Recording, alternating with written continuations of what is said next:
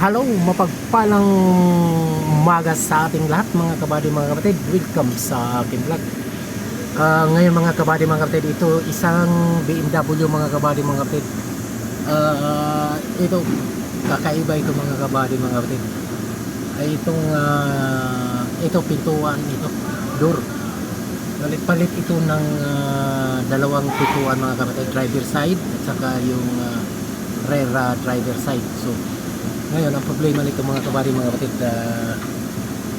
actually dapat ang gagawa dito is bender. Ang problema, takot ayaw galawin ng bender. So, kasi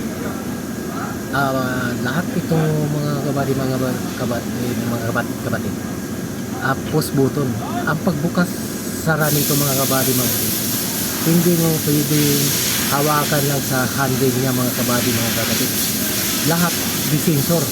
I-press mo lang ng ganun, press mo lang, pindutin mo lang ng ganun, o-open na siya. Tapos pag sara, press mo lang din, sasara din siya. At kapag nasa loob ka rin mga kabady mga kapatid, mayroon din ganun din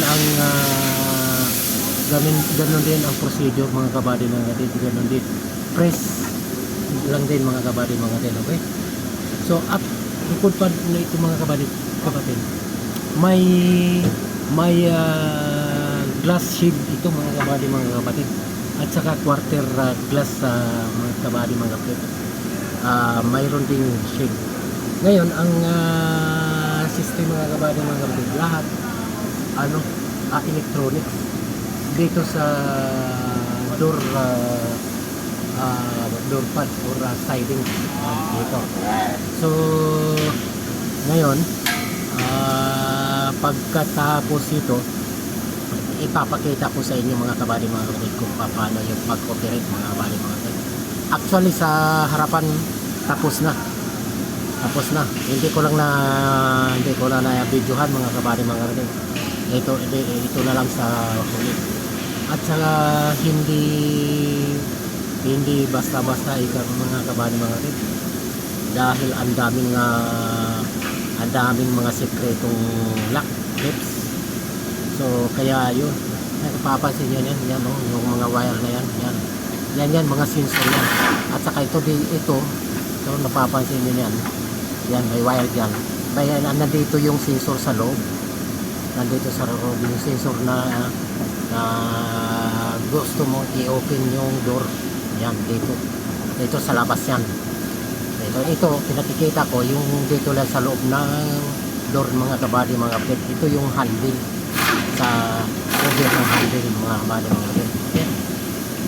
So siguro pagkatapos ito, saka ko ipapakita yung kumpletong pag-operate ito mga pag na completion na. So siguro part 2 ng mga kabady mga kapatid. Okay, malamang hindi dito matapos ngayong araw na ito mga kabady mga kapatid. So ayan, tatanggalin natin ito dahil may kakabit natin dito yung lock dito mga kabady mga kapatid. May lock dito, may final lock ito dito mga kabady mga kapatid. Dito siya, yan, ito siya. Ito yung nakalagay yung mga kapatid. Ito yung final lock mga kabady mga kapatid. So yan, tara, tatanggalin natin itong bolt dito na dalawa. Yan, ito lang yung pinaka main holder mga kabady mga kapatid, kasi naka bolt dito sa naka-screw yan dito sa aluminum nga pala ito mga kabady mga kapatid. Ito mga aluminum ito. Yan, aluminum ito siya. Okay, so tara.